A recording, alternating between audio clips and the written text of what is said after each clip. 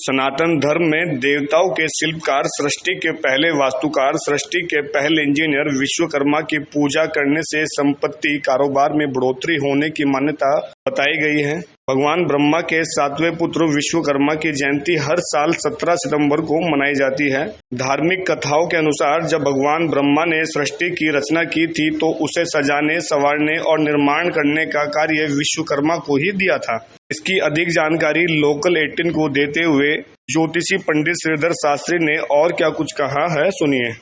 विश्वकर्मा पूजा 17 सितंबर को ही होती है और पूरे देश में जो विश्वकर्मा जी का की पूजा का आयोजन सभी जितने भी हमारे कारखाने हैं, फैक्ट्रियां हैं, उनमें उनके निमित्त उनकी पूजा की जाती है और यज्ञ हवन का आयोजन किया जाता है।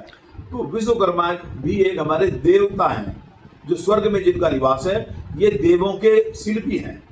जैसा कि प्राचीन काल में भगवान श्री कृष्ण जी की आज्ञा से द्वारिका का उस नगरी का भी निर्माण भगवान कृष्ण जी की आज्ञा से हुआ था और लंका नगरी को जब हनुमान जी ने जला दिया था तो विश्वकर्मा जी का जो आवाहन किया, लंका नगरी का पुनः निर्माण कर दिया और वो ये मालूम नहीं हो पाया ये नगरी इस प्रकार थी, पहले से भी सुंदर वो नगरी दिखाई देने लगी। इसीलिए 17 सितंबर को जो ये विश्वकर्मा जी का भी हम उनकी पूजा करते हैं और उनकी कृपा से सभी हमारे जो कार्य हैं वो भली भांति सिद्ध होते हैं। निर्माण कार्य का जो संबंध है वो विश्वकर्मा से है। जिस प्रकार जो देव शिल्पी बताया इनको, विश्वकर्मा जी को देव शिल्पी होने के नाते जो विश्वकर्मा जी हैं वे सभी पूरे हमारे ब्रह्मांड में जितने भी अपना वो हैं लोग हैं उनके ऊपर कृपा दृष्टि बनाते हैं और विश्वकर्मा जी की पूजा का भी 17 सितंबर को ही दिन रखा गया है जिस दिन उनका जन्म हुआ था।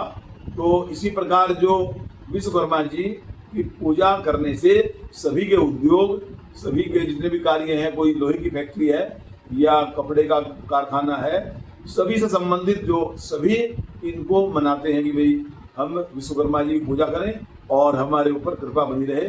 तो उस दिन विश्वकर्मा जी की पूजा अवश्य ही करनी चाहिए। विश्वकर्मा जी की पूजा यदि हम विधि विधान से करते हैं तो हमारा जो रोजगार है, हमारी फैक्ट्री है, हमारे जो कल कारखाने हैं, उनका कार्य उत्तरोत्तर उसमें वृद्धि होगी। उनकी पूजा करने से धन धान्य का लाभ, सुख संपत्ति की प्राप्ति होती है।